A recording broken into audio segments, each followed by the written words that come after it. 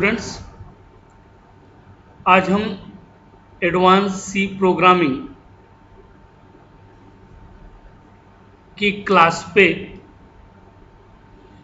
जो इस समय हमारा टॉपिक चल रहा है वो प्री प्रोसेसर डायरेक्टिव है। उसी के अंतर्गत आज हम लोग अति महत्वपूर्ण कॉन्सेप्ट कंडीशनल कंपाइलेशन डायरेक्टिव पढ़ने जा रहे हैं। कंडीशनल कंपाइलेशन डायरेक्टिव आखिरकार क्या है? जिस तरह से हम लोग स्टेटमेंट्स सी लैंग्वेज के अंतर्गत पढ़े थे, उसी तरह से प्री प्रोसेसर डायरेक्टिव में भी कुछ स्टेटमेंट होते हैं। इफ, एल्स, वहाँ हम लोगों ने पढ़ा था। उसी तरह से यहाँ पर भी इफ एल्स होते हैं, तो उन्हीं को हम लोग कंडीशनल कंपाइलेशन डायरेक्टिव के नाम से जानते हैं। A preprocessor conditional compilation directive causes the preprocessor to conditionally suffers the compilation of portion of source code. Means जो preprocessor conditional compilation directive होते हैं, ये हमें प्रोग्राम के किस पार्ट को सरप्रेस करना है, किस पार्ट को नहीं करना, ये हम लोग डिसाइड करते हैं। Conditional compilation as the name implies that the code is compiled if certain conditions hold true। Means इसके द्वारा अगर कंडीशन ट्रू है तो हम किस पार्ट को प्रोग्राम के एग्जीक्यूट करना चाहते हैं। Normally we use if keyword for checking some conditions, so we have to use something different so that compiler can determine whether the compile the code or not। Means जब हम किसी keyword के द्वारा उसे mentions करते हैं तो compiler को ये पता चलता है किस कोड को हमें एग्जीक्यूट करना है, किस पार्ट को एग्जीक्यूट नहीं करना है। The beginning of the block of program text is marked by one of the three directive। Means किसी भी प्रोग्राम के ब्लॉक को शुरू करने से पहले जो हम प्री प्रोसेसर के अंतर्गत कंडीशनल कंपाइलेशन डायरेक्टिव को यूज करते हैं वो 3 होती हैं। पहला हैश इफ डायरेक्टिव, दूसरा है हैश इफ डेफ डायरेक्टिव और तीसरा है hash if and def directive। Optionally, an alternative block of text can be set aside with one of the two directive। Means इसके बाद हम प्रोग्राम के मध्य में जो अल्टरनेटिव ब्लॉक के लिए यूज करते हैं वो होती है हैश एल्स डायरेक्टिव और दूसरी होती है हैश elif डायरेक्टिव।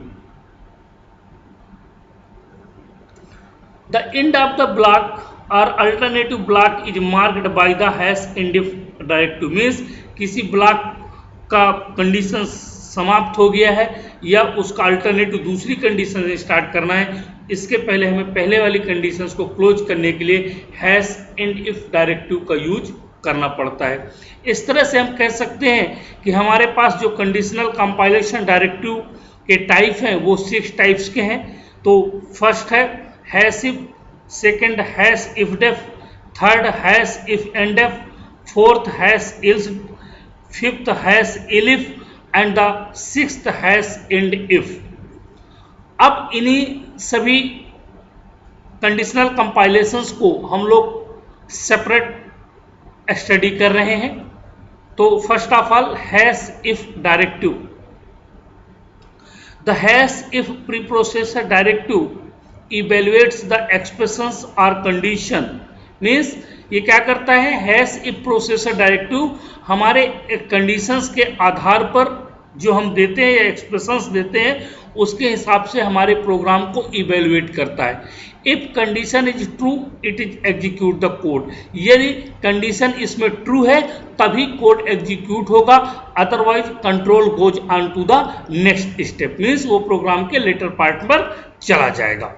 इसका सिंटैक्स है इफ एक्सप्रेशंस मीन्स एक्सप्रेशन से कंडीशन जो आप देंगे जिसके आधार पर इस कोड को आप एग्जीक्यूट करना चाहते हैं। एंड इसके बाद चूंकि ब्लॉक को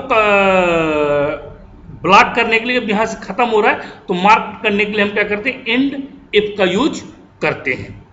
और ये हैश साइन इसलिए लगा है क्योंकि ये कंडीशनल कंपैरिजन डायरेक्टर है जो कि प्री प्रोसेसर का रूल होता है कि विदाउट हैश साइन के हम इनको यूज नहीं कर सकते हैं।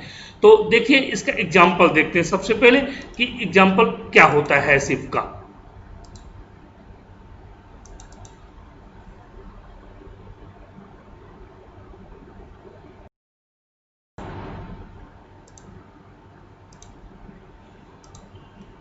देखिए, write a C program to demonstrate the concept of hash if directive. Hash include stdio.h, hash define num, num नाम का एक माइक्रो लिया है, उसकी वैल्यू हमने क्या दे रखा है 10। हैश इफ नम मॉडुलस 2, यदि नम में 2 को मॉड्यूल करें तो किसके बराबर आना चाहिए, अगर वो 0 के बराबर आता है तो मैसेज है नंबर इज इवन और एंड इफ। ठीक है, देखिए इस प्रोग्राम को रन करके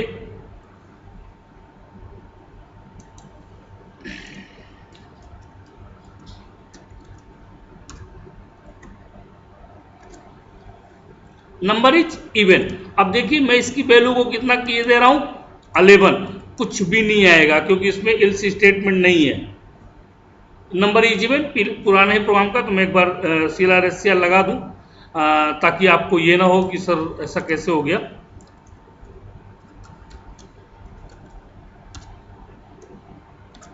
ये देखिए ब्लैंक स्पेस है, मीन्स वो आपका जो हैश इफ है उसको आपने पहले से डिफाइन कर रखा है और वो उसकी कंडीशन को चेक करता है, चेक करने के बाद आपको आंसर या जो भी आप डिस्प्ले करता है। ठीक है, अब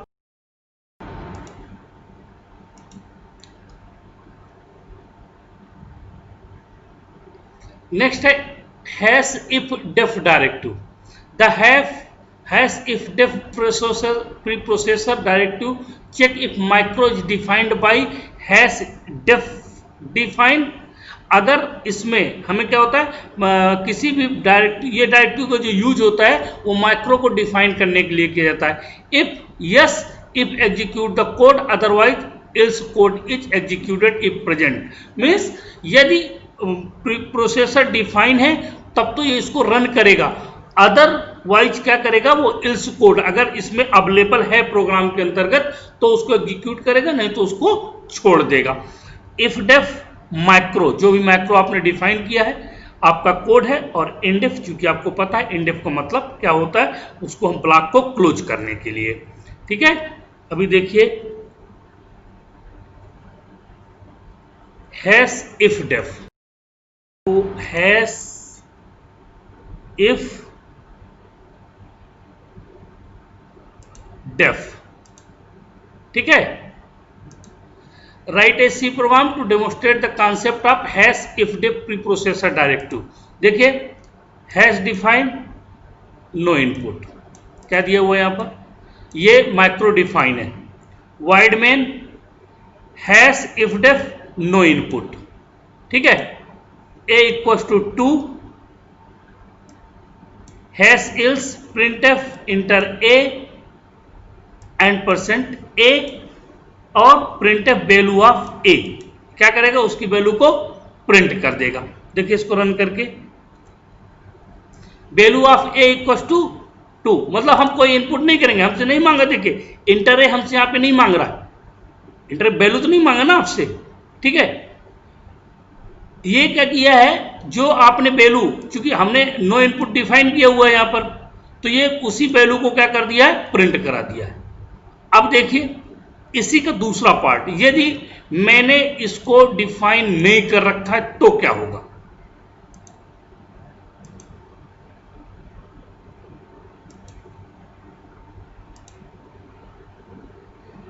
इफ डेफ को यदि write a C program to demonstrate the concept of if def processor directive do not define no input, it will ask user to enter a number.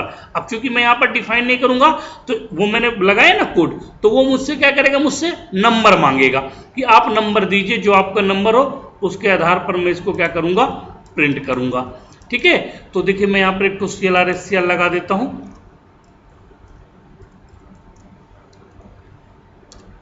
और ये देखिए डिफाइन नहीं किया ना मैंने यहां पर, कंट्रोल F9। ठीक है, इंटर ए नंबर 10, ये लीजिए वैल्यू ऑफ 18। देखिए पिछले वाले प्रोग्राम में मैंने डिफाइन किया था तो वो डिफॉल्ट वैल्यू को लिया जो मैंने रखा था, तो इसमें मैंने डिफाइन नहीं लगाया, तो यहां पर मेरी वैल्यू चूंकि मुझसे इंटर कर मांग रहा है तो मुझे वैल्यू को देना पड़ेगा। ओके, अब देखिए next,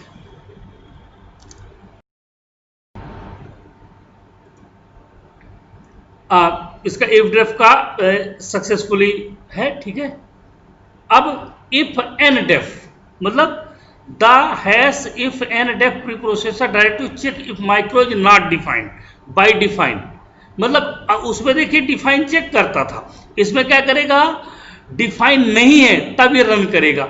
if yes it execute the code, otherwise else code is executed. मतलब उसमें क्या होता था, डिफाइन होता था, इसमें डिफाइन नहीं होने पर करेगा। ठीक है, देखिए syntax if and def micro code, और एल्स के पार्ट में माइक्रो कोड एल्स और आपका एल्स कोड। तो देखिए इसको बड़ा इंटरेस्टेड है दोनों टॉपिक करेगा। तो हैश इफ एंड डेफ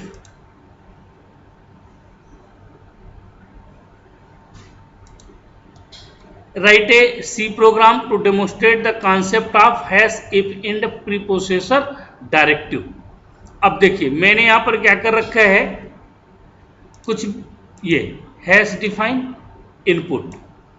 ठीक है, हैश डिफाइन क्या कर रखा है मैंने, input int a equals to 0, hash if n def input, और ए की वैल्यू कितनी है 2। ठीक है, else printf enter a scanf and the value. देखिए इसको प्रिंट करिए, आप क्या आएगा, एक तो CLR लगा लेते हैं क्योंकि लास्ट का उसमें दिया होगा।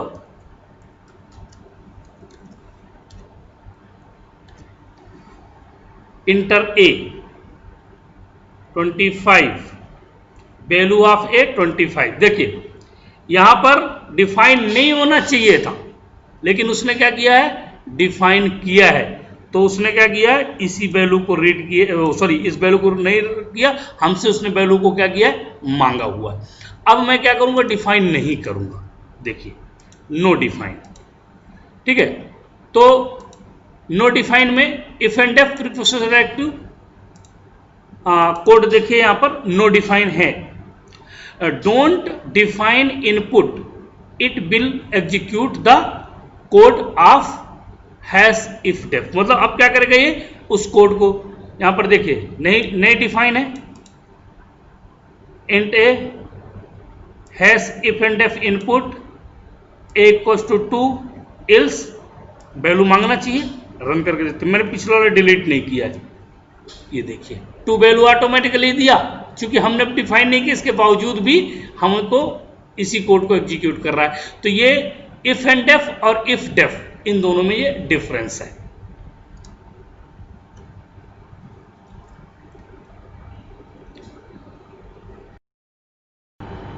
अब hash ills, the hash else preprocessor directive evaluates the expressions or condition if condition of if is false, it can use hash if and def and hash if and def directive। ये सभी के साथ use होता है, मतलब अगर condition true है तो true block of statement execute होगा, अदरवाइज फिर ills block of statement execute होता है और उसी के ब्लॉक को ये एग्जीक्यूट करता है। अब देखिए सिंटैक्स दोनों के अलग अलग लिखे हुए, कहीं कोई स्पेशल आवश्यकता नहीं है इसकी, हम हैश इल्स को भी कई प्रोग्रामों में देख चुके हैं, फिर भी मैं एक बार इसके प्रोग्राम्स को देख रहा हूं।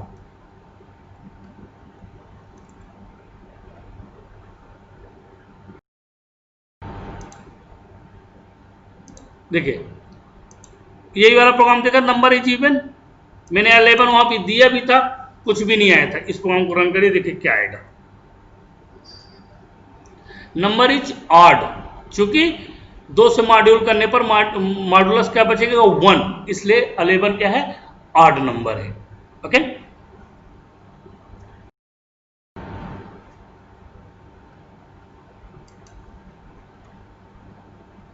अब नेक्स्ट है elif directive. The elif directive evaluates it's conditions only when the original condition on the hash if evaluates to false and all conditions associated with preceding hash elif directive subject to the original hash if also evaluate to false। देखिए ये actual में क्या है, nested if. अगर आप लोगों को याद हो, सी में हम लोगों ने नेस्टेड इफ पढ़ा था, ये कुछ वैसा ही है कि इफ की कंडीशन हमने दिया, फॉल्स हुआ, ट्रू हुआ तो कोई बात नहीं है, फॉल्स हुआ तो फिर इफ कंडीशंस को चेक करेगा, फिर उसके नेक्स्ट इस तरह से करते हुए कंडीशंस को चेक करने की प्रोसेस हम लोग pre processor compilation conditional comparison directive के साथ हैश इलिफ डायरेक्टिव का यूज करते हैं। देखिए इसका कोड क्या होगा,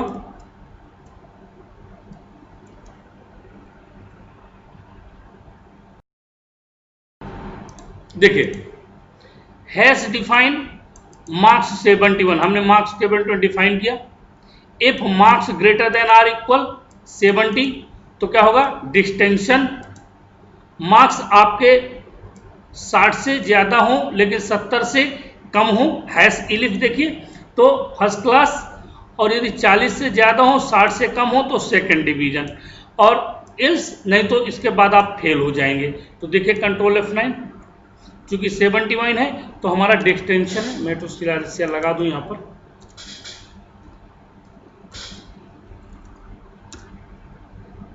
ठीक है। अभी मार्क्स में क्या कर रहा हूं यहां पर, सॉरी 65 कर रहा हूं, ठीक है।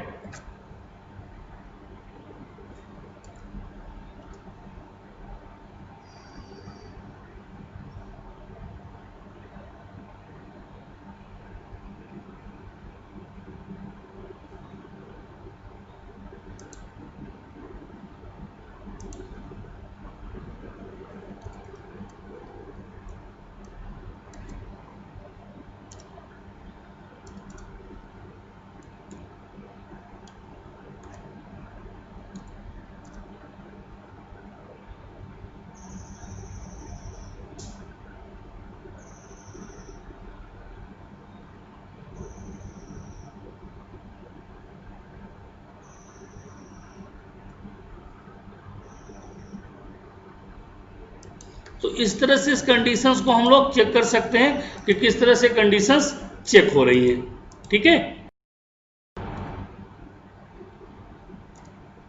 थैंक यू, आज के लिए इतना ही काफी है। आप लोग इन प्रोग्राम्स को रन करिएगा, कोई प्रॉब्लम हो तो मुझसे जरूर शेयर करिएगा।